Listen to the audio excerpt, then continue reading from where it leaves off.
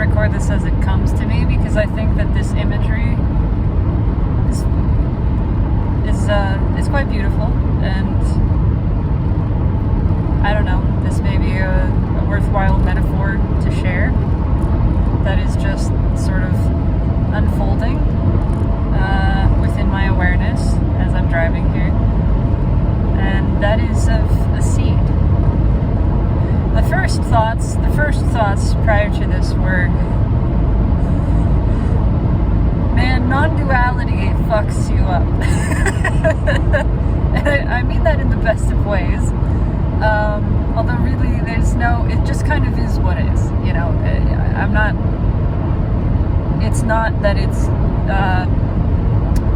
the experience of being is better in any way. It's just different. It's not required. It does seem to be a natural evolution, but it's still not required, and it's not better. It's just different, man. The things that I had practiced and delved into before really embracing non-duality as the foundation, they were fun, and I don't think there was anything wrong with them. I still don't. For whatever reason, I was drawn towards non-duality, which is more of what like Eckhart Tolle teaches. Abraham Hicks says nothing about this. So there's a lot of like, you are one, you are, you know, emanating from the source, and that stuff is described in many, many traditions, but there's not a lot of focus on that aspect. That's just kind of a background noise, and that, again, that's fine. I'm not at all saying that this is the way and other stuff is not the way. This is just a different course, a different experience. All of it is equally valued. None of it is better than the other. And in fact, that feels really, really evident having been engaged in non-dual practice for some time now.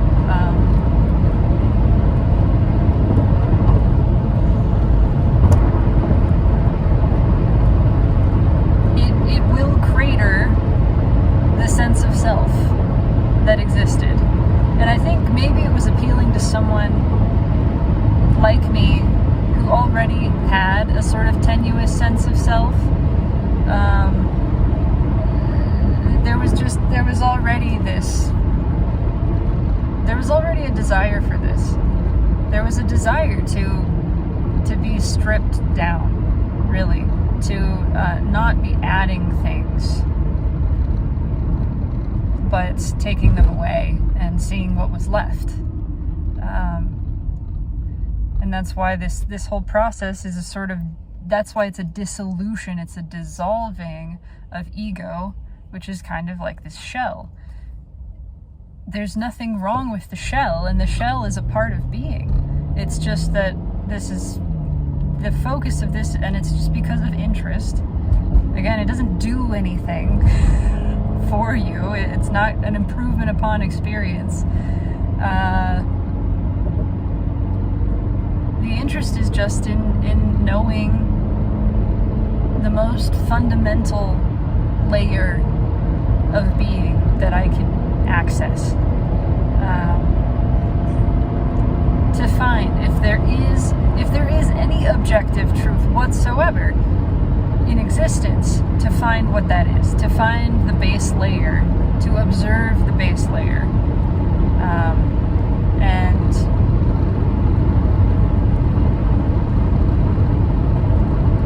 in my observation and experience, the base layer is, and again, this is nothing new. This is not like the first time it's been observed. This is the core of teaching. Everything is. That is the most fundamental truth. If there is any objective truth about reality at all,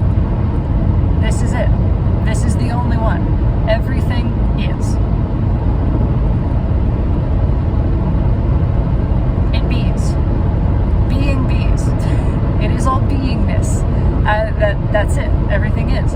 And observing this, it's then recognized that while potentially there can be inferences made about this statement, about this truth, by observing the beingness itself.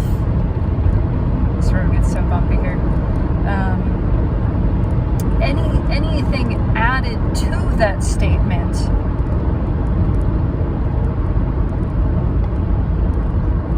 is an extrapolation that is imagined. It becomes story. That's the only objective truth. So everything layered on top of that becomes subjective truth. And again, then there is a value to that. There is an appreciation for that. There's an appreciation for the stories, for the forms that they take, the creative diversity of stories, and the relative truths that they establish in then more surface layers of existence. But they have no absolute truth to them, because the only absolute truth is that which is unobstructed by anything added to it. It's unfiltered. There's nothing that can be said other than everything is. This is the truth. This is the fundamental truth of being. And so this really fucks with ego. And if ego is this mentally constructed self, and it is where we primarily as humans learn to derive a sense of self, and now we are dismantling ego, not even realizing that that's what's happening, because it is a natural process, and once that process is begun, it actually cannot stop. So you're not actually doing anything. There is no you dismantling ego. There is the desire to realize the truth of nature, the most fundamental truth, the essence of your being, and that desire leads to this slow dissolution. Slow or rapid, it differs for people, but the dissolution of the mental construct known as ego. And that means a total loss of the sense of self that was there for your entire life up until that point. And that is freaking scary. That is anxiety, depression inducing, derealization, depersonalization inducing, because you are dissociating from the self that you thought you were, realizing the illusory nature of it, and for quite a time period, you don't have a foundation anymore. It's really, really difficult from my personal experience, at least, you don't just shift from the identification with ego and deriving a sense of self and value and all of that from there to directly into pure beingness that has, essentially no definition. It's amorphous, it's undulating, it's shifting. There's life there. There is vibrant life and consciousness there, but it's a wildly different experience from egoic identification. And so you are kind of just adrift. You're just cut loose. And it feels very scary. And meanwhile, ego is slowly dissolving. It doesn't just happen all at once, unless maybe you are someone like Eckhart Tolle, who presumably just in an instant, in an immense crushing wave of suffering, it just sort of compacted itself and then was gone. For most of us, it's going to be a process. And it is a natural process. Again, it's not something that takes effort, but it does unfold over an extended period of time.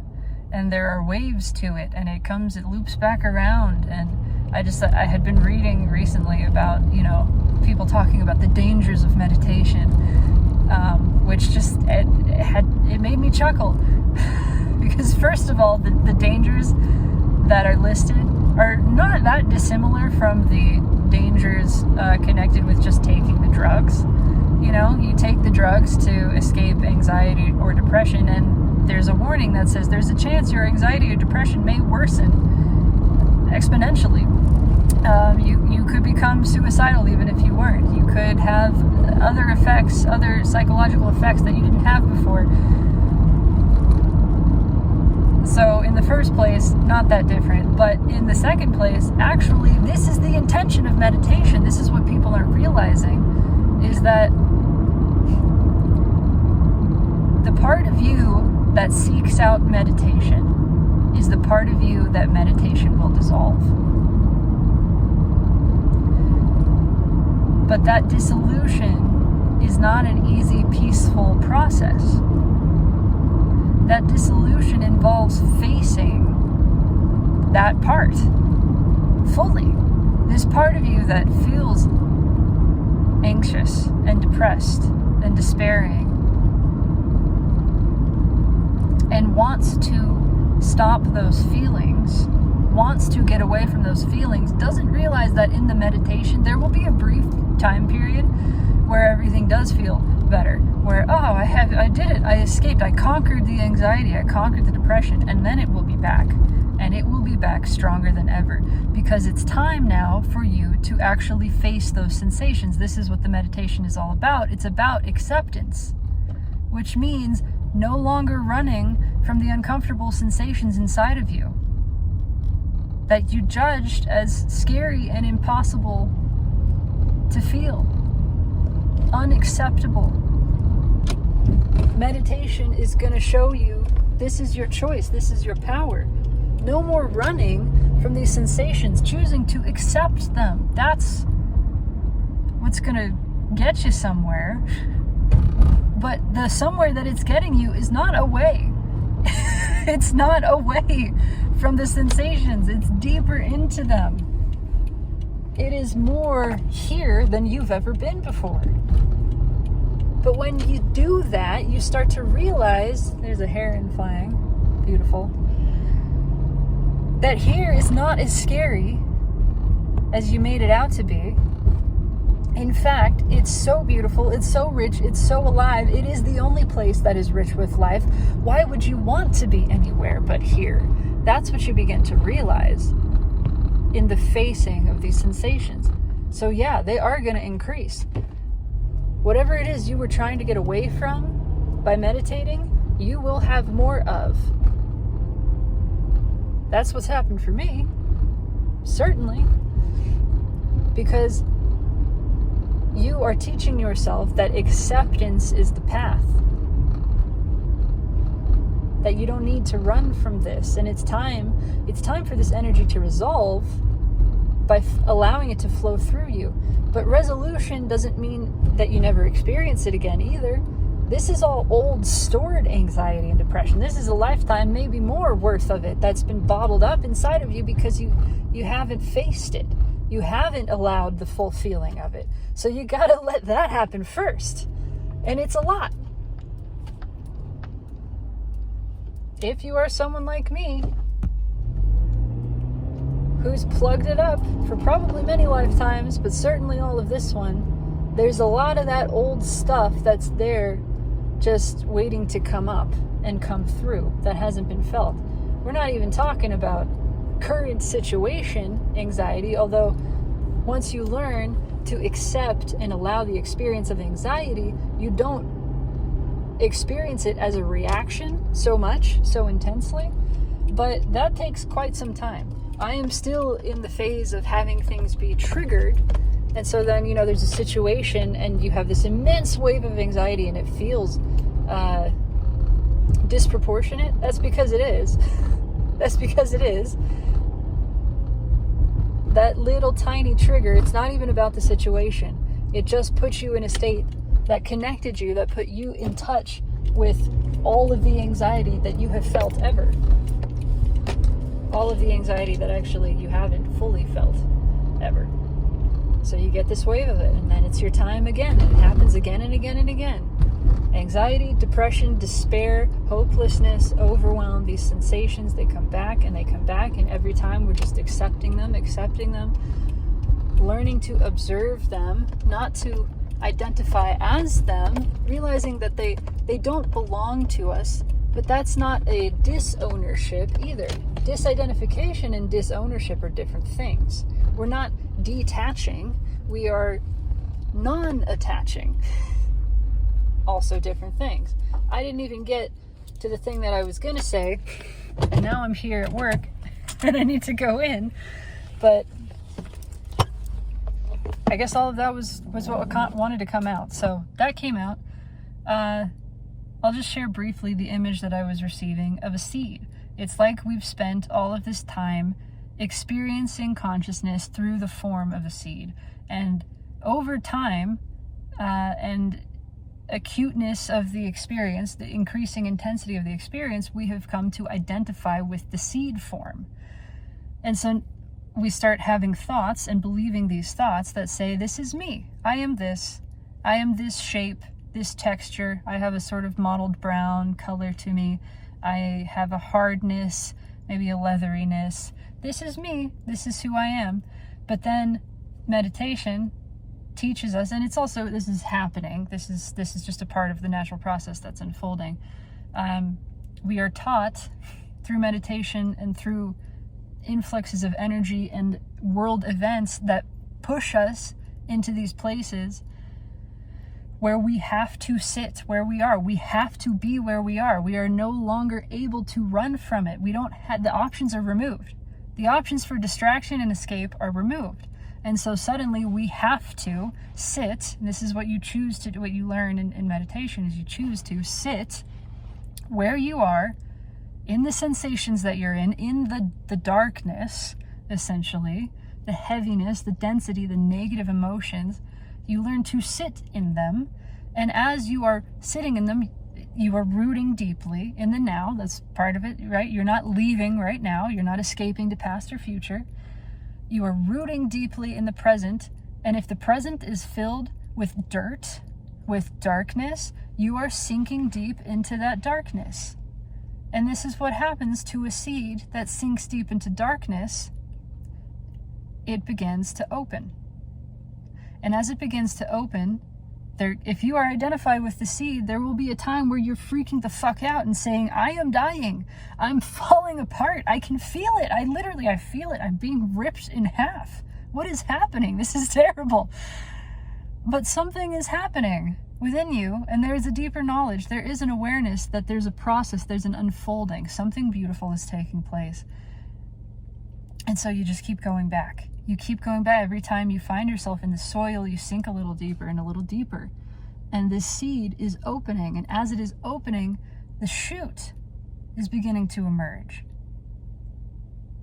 And as that happens, you begin to see that you are more than you thought you were. You were never this seed. You were never purely this. You were never this form. The seed was a part of your expression, and it was a part of what you were experiencing. And so, yes, the seed is you in a different sense, in that it is an aspect of you. It is a form manifestation of you. It is a sensation. It is an experience of you. But you are so much more, and so much more mysterious than just seed. And now this form that is growing out from the seed also is you. But because you've had the experience of transition and you remained conscious through it, you're now aware that what looks like death is transition from one phase to another, one form, one expression, one experience to another. That there is no destruction. Nothing ended here. You didn't end. You didn't end. You were uninterrupted through this process. You never stopped being. The thing you thought you were fell apart, dissolved, disintegrated, turned into dirt, turned into that which surrounded it. And yet you're still here.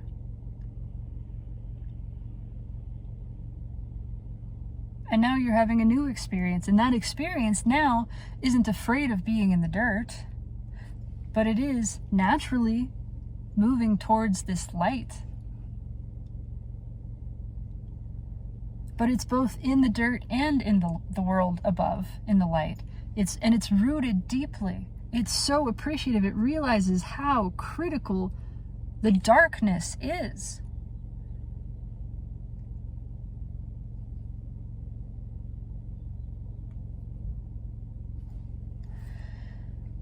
That's it.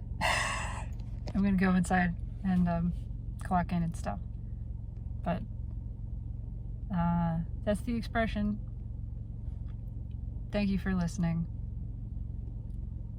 Really, to the people that are here, I see you. I know I don't respond to comments the way I used to, and it's really just a mental capacity thing for me. I find it challenging. If we were face to face, we could have a conversation, but I find it harder and harder to interact with people nowadays. I do. It just feels like it takes more effort. Of course, if you're here, you're experiencing existence in a similar fashion, then we could probably, we would connect in a way that is less performative and takes less effort. Anyway, I just want to say thank you. I am immensely grateful for your presence, for your witness, for your support, for your appreciation of this. It really does mean the world to me. So, thank you. And as always, I love you. Take it easy.